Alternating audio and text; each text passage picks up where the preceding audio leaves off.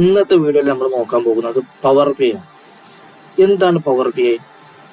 ഒരു data visualization ടൂളാണ് power B I. വളരെ സിമ്പിളായിട്ട് പറയണമെന്നുണ്ടെങ്കിൽ ഒരു ഹ്യൂജ് ഡാറ്റ വളരെ സിമ്പിളായിട്ട് ഒറ്റ നോട്ടത്തിൽ മനസ്സിലാക്കാൻ സാധിക്കുന്ന രീതിയാണ് പവർ ബി ഐ എന്നുള്ളത്. പവർ ബി ഐ ഡാഷ്ബോർഡ് ഒറ്റ നോട്ടത്തിൽ നമ്മൾ കാര്യം മനസ്സിലാക്കണം. എന്താണ് നടക്കുന്നത്, എങ്ങനെയാണ് നടക്കുന്നത്, ഏത് രീതിയിലാണ് പോകുന്നത്. ഇത് വളരെ സിമ്പിളായിട്ട് വളരെ എളുപ്പത്തിൽ വിഷ്വലൈസേഷൻ ചെയ്യാൻ പറ്റുന്ന ഒരു ടൂളാണ് പവർ ബി ഐ എന്നുള്ളത്. അപ്പോൾ ഇന്നത്തെ വീഡിയോ നമ്മൾ നോക്കുന്നത് പവർ ബി ഐയിലേക്ക് എങ്ങനെയാണ് ഡാറ്റ ഇമ്പോർട്ട് ചെയ്യാന്നുള്ളതാണ്. ഒരുപാട് ഡാറ്റ രീതിയിൽ, അതായത് എക്സലില്, CSV, SQL, വെബിൽ, അങ്ങനെ ഒരുപാട് രീതിയിൽ നമുക്ക് എന്ത് ചെയ്യാം, പവർ ബി ഐയിലേക്ക് ഡാറ്റ ഇമ്പോർട്ട് ചെയ്യാൻ സാധിക്കും. അപ്പോൾ അതിലേക്ക് നമ്മൾ രണ്ട് തരത്തിലാണ് നോക്കുന്നത്, CSVയിലും എക്സലിലും. അപ്പോൾ അത് എങ്ങനെയാണെന്നുള്ളത് നമുക്കൊന്ന് വീഡിയോയിൽ നോക്കാം. അപ്പോൾ അതിനായിട്ട് എന്ത് ചെയ്യും, പവർ ബി ഐയിൽ ബ്ലാങ്ക് റിപ്പോർട്ട് നമ്മൾ ആദ്യം എടുക്കണം. ബ്ലാങ്ക് റിപ്പോർട്ട് എടുക്കുമ്പോൾ അതിൻ്റെ ഇൻ്റർഫേസ് ആണ് ഈ കാണുന്നത്. ഇപ്പോൾ ഇന്റർഫേസിൽ ഈ ഹോം, ഇൻസേർട്ട്, മോഡലിംഗ്, വ്യൂ, ഇതിനെയൊക്കെ നമ്മൾ പറയുന്നത് ടാബ് എന്നാണ്. അതുപോലെ അതിൻ്റെ താഴെയുള്ള ക്ലിപ്പ് ബോർഡ്, ഡാറ്റ, ക്യൂറീസ്, ഇതിനൊക്കെ നമ്മൾ ഗ്രൂപ്പ് എന്ന് പറയും. അതുപോലെ അതിനുള്ളിലുള്ള get data, excel workbook, transform data, ഇതിനെ റിബൺസ് എന്നാണ് നമ്മൾ പറയാറ്. അതുപോലെ തന്നെ ഇതിൽ വളരെ പ്രധാനപ്പെട്ടതാണ് ഇതിൻ്റെ ലെഫ്റ്റിൽ കാണുന്ന റിപ്പോർട്ട് വ്യൂ. ഇനി നമ്മൾ ഇമ്പോർട്ട് ചെയ്യുന്ന ഡാറ്റ വ്യൂ, അതുപോലെ തന്നെ മോഡലിംഗ് വ്യൂ. ഈ ഡാറ്റകൾ തമ്മിലുള്ള ബന്ധങ്ങൾ കാണാനും മാനേജ് ചെയ്യാനൊക്കെ ഈ മോഡലിംഗ് വ്യൂ വളരെ പ്രധാനപ്പെട്ടതാണ്. അതൊക്കെ നമ്മൾ വരും വീഡിയോകളിൽ ഇതിനെക്കുറിച്ച് ഡീപ്പായിട്ട് എക്സ്പ്ലെയിൻ ചെയ്യുന്നതാണ്.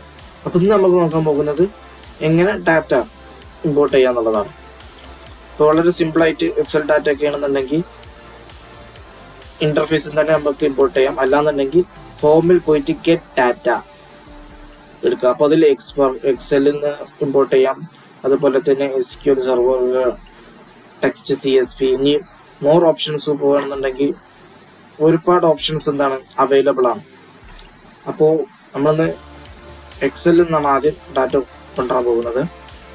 അതിനായിട്ട് ഞാനൊരു കാലിക്കറ്റ് സെക്ടർ ഇൻകം 2024 ഉള്ള ഒരു ഡാറ്റ ഞാൻ ഓപ്പൺ ചെയ്തു.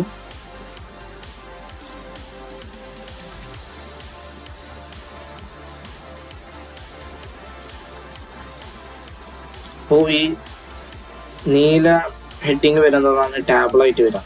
അപ്പോൾ നമ്മൾ എന്ത് ചെയ്യും, അത് സെലക്ട് ചെയ്തു. അപ്പോൾ നമുക്ക് ആ ടാബിളിൻ്റെ മോഡൽ ഇവിടെ കാണാൻ സാധിക്കും. അപ്പോൾ ഇതിൽ നമ്മൾ ട്രാൻസ്ഫോം ഡാറ്റ കൊടുത്താൽ അതിന് എന്ത് ചെയ്യണം, ഇത് പവർ ക്യൂറി ഏരിയയിലായിട്ടാണ് പോകുന്നത്. അതായത് cleaning, none values, replace values, അതായത് empty വാല്യൂസിനെ കളയല്, ഡ്യൂപ്ലിക്കേറ്റ് കളയല്, അങ്ങനെ ഒരു ക്ലീനിങ് മെത്തേഡ്. അപ്പോൾ അതിന് നമ്മൾ പറയുന്നതാണ് പവർ ക്യൂറി. അത് വരും വീഡിയോകളിൽ നമ്മൾ ഡീപ്പായിട്ട് തന്നെ അതും നോക്കുന്നതാണ്.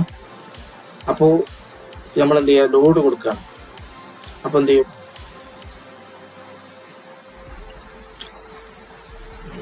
ആ ഡാറ്റ വരും, ലോഡ് ആവുന്നുള്ളൂ. പിന്നെ ജസ്റ്റ് ക്യാൻസൽ കൊടുക്കുകയാണ്. നമുക്ക് CSV വഴി നോക്കാം. CSVക്ക് എന്ത് ചെയ്യാം, ടെക്സ്റ്റ് CSV നമ്മൾ കൊടുക്കുന്നു. E-commerce customer behaviour data set ഞാൻ സെലക്ട് ചെയ്യുന്നത് CSV ഡാറ്റയാണ്.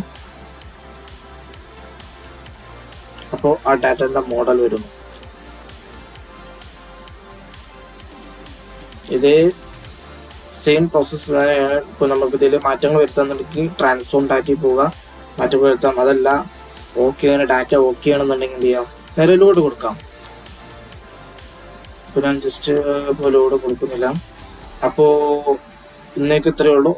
അടുത്ത വീഡിയോയിൽ ഇതിനെക്കുറിച്ച് കൂടുതൽ ഡീപ്പായിട്ട് നമ്മൾ വരും വീഡിയോകൾ പ്ലേ ചെയ്യുന്നതാണ്, അപ്ലോഡ് ചെയ്യുന്നതാണ്.